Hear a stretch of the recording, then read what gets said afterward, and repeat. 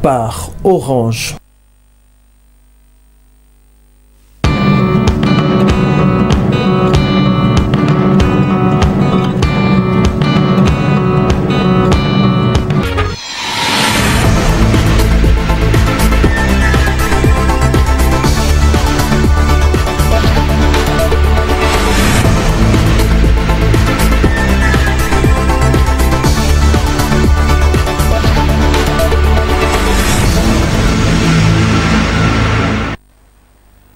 Mesdames, Messieurs, nous avons le même plaisir de vous retrouver scotchés devant vos postes téléviseurs. Bienvenue à tous et à toutes à cette édition du journal à la une de l'actualité. C'est en vue de barrer la route à la sécurité alimentaire qui a menacé la ville de Kalemi qu'un arrêté a été signé par la gouverneure de province portant interdiction de transfert de produits agricoles vers d'autres provinces.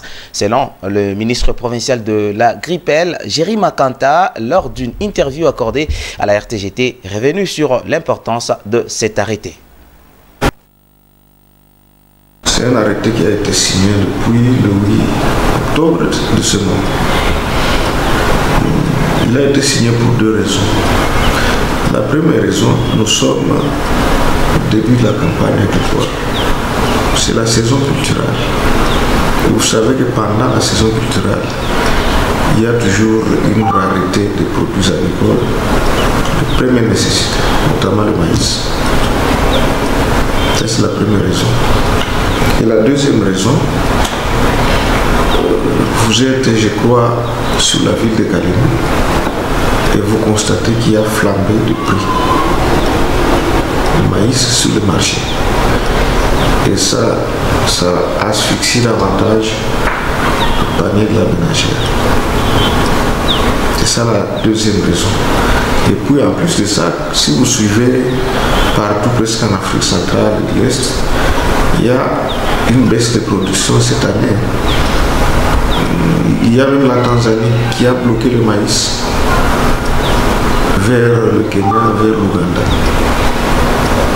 Donc c'est ça un peu les raisons qui vont pousser à ce que nous puissions faire cet arrêté. C'est un arrêté qui interdit le transfert. Par transfert, on voit les produits agricoles de notre province vers des provinces voisines. Et non dans les territoires. C'est-à-dire que le maïs peut circuler entre les territoires de Moba et les territoires de Kalemi. La foire, on appelle ça la foire des semences. Ce ne sont pas des produits vivriers à manger, ce sont des semences. Donc c'est une filière des producteurs de semences qui ont produit et que maintenant ils vendent pendant les foires. En fait, ils peuvent le faire. Donc c'est différent, il ne faut pas mélanger les deux concepts. Ici nous parlons des produits qui peuvent être consommés. Le maïs, la farine de maïs, le manioc, la farine de manioc, aussi les haricots. Parce qu'on a constaté que le plus souvent, beaucoup de produits quittent le territoire, par exemple de Moba vers le territoire de Ouvira. Alors nous voulons un peu que nous puissions accroître notre autosuffisance alimentaire ici d'abord dans la province avant de les exporter. Ça a été signé le 8 octobre à la date de sa signature. Donc c'est à partir du 8 octobre que c'est déjà en vigueur. C'est seulement hier que nous avons constaté le premier cas. Le premier cas de transfert, on a interdit et jusque-là nous attendons. Et en ce qui concerne l'usage prohibé, le ministre de l'Agriculture, Pêche et Élevage, Jerry Makanta, a souligné durant cet entretien que bientôt ces filets seront éradiqués car un délai de 2 mois a été donné à tous les pêcheurs qui les utilisent. L'objectif, c'est protéger et conserver la richesse du majestueux lac, à en croire le patron de la Gripel. Nous avons trouvé ces dossiers vraiment très salants, les dossiers de filets mailles. Alors, nous avons essayé d'étudier les contours de cette prolifération des filets mailles. Parce qu'il ne s'agissait pas qu'on arrive immédiatement, vous tapez, vous risquez de taper à côté. Donc la première étape, c'était d'étudier les contours de cette prolifération. C'est-à-dire, pourquoi est-ce que le filet n'arrive pas à être retiré dans l'exploitation du lac. Alors, nous avons compris. La première compréhension, c'était que les textes qui régissaient la réglementation de ces filets étaient devenus obsolètes.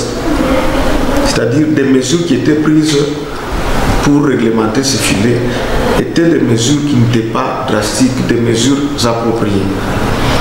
C'est comme ça que pour commencer, nous avons révisité, nous avons soumis et nous avons proposé une réglementation appropriée pour le type de filet. Son Excellence, quand elle est arrivée, elle a essayé de comprendre et elle nous a instruit de produire un arrêté. C'est comme ça qu'elle a signé un arrêté depuis le 22 août de cette année. Je crois que cet arrêté, si vous le voyez, c'est un arrêté complet. C'est un outil complet pour éradiquer les filets mâles. Alors, au regard de la prolifération, nous nous sommes dit il faut d'abord laisser un temps de sensibilisation, que les gens lisent l'arrêté, que les gens le comprennent. C'est comme ça que nous avons donné 2 mois pour que les gens comprennent en quoi consiste l'arrêté. L'arrêté parle de filets prohibés parce qu'il n'y a pas seulement des filets maillants qui sont prohibés. Et des mesures vraiment disciplinaires, des mesures correctives ont été initiées dans cet arrêté.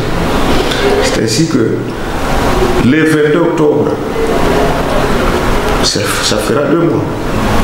Le 22 octobre, une mission maintenant d'éradication va être lancée sur toute l'étendue de la province, donc sur le lac Tanganyika. On parle du territoire de Moba et du territoire de Kalimé. Parce que là, les gens auront déjà compris en quoi consiste l'arrêté. Donc si les filets mâles ne vont pas prendre le poisson, ces poissons seront récupérés par d'autres types de filets. Le marché sera inondé de la même façon. Parce que je comprends que vous voulez parler de la rareté des poissons. Non. Du berger à la bergère, le chef du bureau chargé du secrétariat de la division provinciale de l'aménagement du territoire, Rémi Mwamba, a donné les éléments de réponse sur le dossier de la pose de pancartes dans les concessions de l'avenue Mouzaniwa située au quartier Joseph. À en croire le chef de bureau, ce processus a été entamé afin d'identifier les concessionnaires. Il a par la même occasion demandé aux occupants de ces parcelles non mises en valeur à se rendre à la division de l'aménagement du territoire. Il y a eu plainte de la population, il y a les parcelles vides qui sont restées là-bas, créent parfois l'insécurité, dans le sens où elles sont inhabitées. Parfois, elles ne sont même pas entretenues. Dans le quartier, il y a la nuit, les gens peuvent passer, il y a peut-être les malfrats qui peuvent prendre quelqu'un par la gorge et piller les poches, soit faire n'importe quoi. Et parfois, on peut chercher un criminel, on ne sait pas le retrouver, soit on va le fouiller, on ne trouve pas, mais il peut cacher dans les parcelles vides là. Peut-être des armes blanches et autres là. Maintenant, la population se dit, mais il y a des espaces vides, on ne sait pas pourquoi l'État a laissé ces espaces vides. Alors, la division provinciale, en tant que gestionnaire de l'espace, a pris l'initiative d'aller d'abord mettre des pancartes là-bas, des plaques. On a mis là, c'est pour que nous puissions voir les responsables qui s'amènent. Parce que là, on se dit, ma parcelle, il y a ceux-là qui se disent, non, il y a eu des octrois par les chefs coutumiers, les chefs de quartier, les personnes qui ne sont pas encore identifiées. Alors, la division a lancé cette opération de contrôle. Il y a le bureau qui est chargé de contrôle et évaluation. Ils sont descendus sur le terrain. La population s'est plainte. Pourquoi on a vu les pancartes sans pour autant informer la population, sans sensibilisation? Alors, la division veut à tout prix que tout celui, le propriétaire de chaque parcelle, puisse venir à la division. Les titres d'occupation, si là même les papiers, l'octroi, les titres cadastrales, on voit est-ce qu'il est responsable ou pas. Et qu'ils mettent la parcelle en valeur. Au cas où le délai ne sera pas respecté. Parce que là, les biens abandonnés appartiennent à l'État. La loi le prévoit, les biens abandonnés. Vous avez laissé la parcelle inhabitée, tout ça. Vous ne venez pas vous présenter. Là, le chef de quartier, le chef de groupement qui avait attribué la parcelle, s'il ne voit pas de responsable, là, on va leur demander, il y a des gens qui cherchent par où habiter. Ils peuvent même prendre parmi les gens du village, on donne à une autre personne. C'est une occasion aussi. S'il n'y a pas d'occupant, on peut même construire une école publique. Parlons politique, 10 députés provinciaux du Tanganyika ont suspendu leur engagement au sein de l'Union sacrée. Ils l'ont fait savoir à ce jeudi 13 octobre à travers une déclaration. Ils accusent le vice-premier ministre, ministre en charge de l'Intérieur, Daniel Asselo, de cautionner l'inégalité. Pour Maître Kalinde Bavon, c'est analyste politique, c'est une confusion dans le chef de ces députés qui disent accompagner le chef de l'État et laisser de côté sa vision. Moi, je qualifie cela dans le cadre de frustration. Il y a quelque part un excès de pouvoir de la part du VPM. Lui n'a pas compétence d'annuler les élections et d'ordonner l'organisation des élections comme ça se fait actuellement.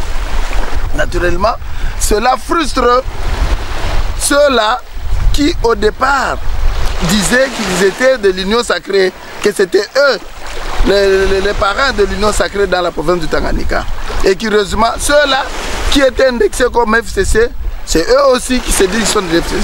Alors nous comprenons que ce groupe, naturellement, se sent frustré et se dit décontenancé et fait cette déclaration. Maintenant, sur le plan politique, pour moi, je pense que en disant qu'ils se désengagent de l'Union sacrée, mais soutiennent encore le président de la République, il y a une petite confusion. On ne peut pas, comme on dit en Swahili, aimer les Nyongolo et haïr ses pattes. Donc on ne peut pas aimer le chef de l'État et haïr sa vision. Tout va de pair. À mon avis, ils n'auraient pas dû faire cette déclaration. Ils auraient dû se comporter comme les autres. Ça veut dire boycotter les séances au niveau de l'Assemblée jusqu'à ce qu'un compromis politique soit trouvé. Ça, c'est mon analyse des faits. Il faut qu'on se le dise que l'Assemblée provinciale ne donne plus d'espoir à la population. Même ceux-là, que ce soit ce cas, que ce soit celui-là, tout le monde parle au nom de la population. Mais moi je pense que dans ces conditions ici, ce n'est pas le message du VPM qui règle les situations au niveau de l'Assemblée provinciale. Comme je l'avais dit l'autre fois, à mon sens, il aurait pu y avoir des négociations politiques en sourdine pour baliser toutes ces divergences avant de formaliser les choses sur le plan de droit, sur le plan de forme, comme on le dit bien. Le coordonnateur du secrétariat technique de l'équipe de riposte contre la Covid-19 en RDC, le coordonnateur Jean-Jacques Mouyembe, a déclaré ce jeudi 13 octobre 2022 la fin de la pandémie de Covid-19 sur toute l'étendue du territoire national. Pour Maître Kalinde Bavon, habitant de Kalemi, opte pour la suspension du paiement de frais de test de la Covid-19 aux entrées et sorties de province du pays. On a comme l'impression que avec la guerre de l'Ukraine, le Covid, on en a mis fin. Sauf qu'on n'avait pas encore déclaré. Vous allez voir partout là où on parlait de Covid, les gens ne portent plus les masques. Donc on n'en parle plus. Les présidents français, tous les présidents du monde, partout, on ne parle plus de cela. Mais curieusement, ici chez nous, c'est comme si les choses commençaient encore. Aller à l'aéroport, ça devient le leitmotiv. Pour passer, il faut le test Covid. Mais juridiquement parlant, comme les spécialistes, les techniciens viennent de déclarer que le test, le Covid est terminé, ça veut dire que tout test devient inutile. Parce que cette maladie n'existe plus. Surtout que ces tests sont payants. C'est là le problème. Surtout que ces tests-là sont payants. Et ça devient, on dirait, une espèce de commerce. Mais ça enrichit qui? Ça va dans les poches de qui?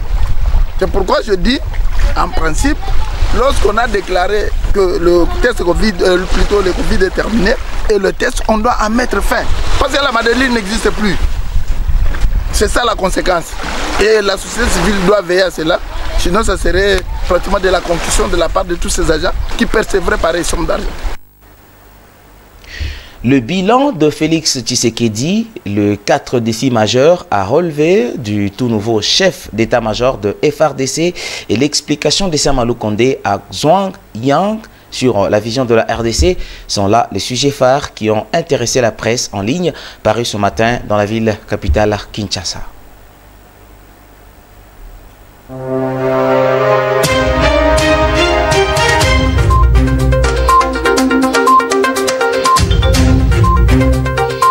Plusieurs sujets se disputent la manchette des journaux paris ce matin à Kinshasa, notamment le bilan de Tshisekedi à la tête du pays.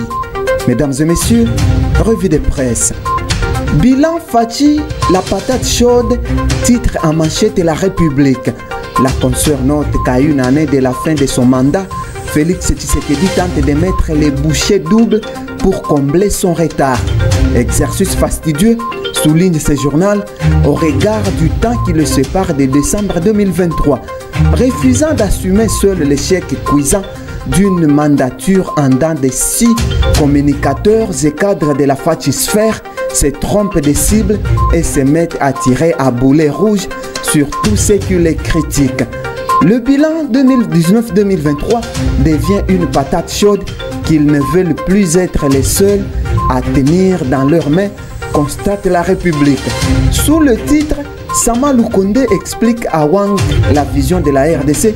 La référence plus rapporte que le Premier ministre Jean-Michel Sama Lukonde a échangé mercredi 12 octobre à Kinshasa avec l'envoyé spécial du secrétaire général de l'ONU pour la région des Grands Lacs, Wang Xia, sur la situation de cette partie du continent africain. Wang Xia s'est dit convaincu que l'option militaire seule ne suffira pas pour instaurer une paix durable dans cette région. Sama Lukonde a quant à lui livré la vision claire de la République démocratique du Congo sur les défis et les difficultés pour mieux gérer tous ces dossiers de paix et de sécurité dans la région. La prospérité planche sur les 4 défis majeurs que devra relever le nouveau chef d'état-major des forces armées de la République démocratique du Congo, Christian Chiwewe, qui a pris ses fonctions le jeudi 13 octobre lors d'une cérémonie présidée par le chef de l'État Félix Antoine Tshisekedi Tshilombo. Le premier défi est de mettre fin au massacre des populations par des groupes rebelles dans les provinces situées à l'Est. Le deuxième pari est la récupération de Bunagana, toujours sous contrôle du M23 en intelligence avec les Rwandais. À ces défis, il faut ajouter, entre autres, les conflits intercommunautaires Tekeyaka dans le Grand Bandundu. Dans le même registre, le vrai modérateur rapporte que le chef d'état-major sortant, Célestin Mbala, a souligné les différents enjeux auxquels la nouvelle équipe devra faire face dans le contexte sécuritaire actuel marqué par l'insécurité à l'Est et le conflit à caractère ethnique à l'Ouest. Il croit que son successeur mettra en place des stratégies sur base des réformes en cours pour atteindre les objectifs fixés par le chef de l'État Félix Tshisekedi, à qui il a témoigné sa gratitude et ses remerciements pour la confiance placée à sa personne. Mesdames et messieurs, c'est tout pour ce journal des journaux. Merci de nous avoir suivis. Et voilà ce qui met fin à cette édition du journal. Mesdames et messieurs, merci à vous de l'avoir suivi. Merci également à la réalisation de Anissé Moussan pour rester pour la suite de nos programmes. Et suivez-nous encore sur la page YouTube RTGT Kalemi. Je vous retrouve pour une nouvelle édition. À très bientôt.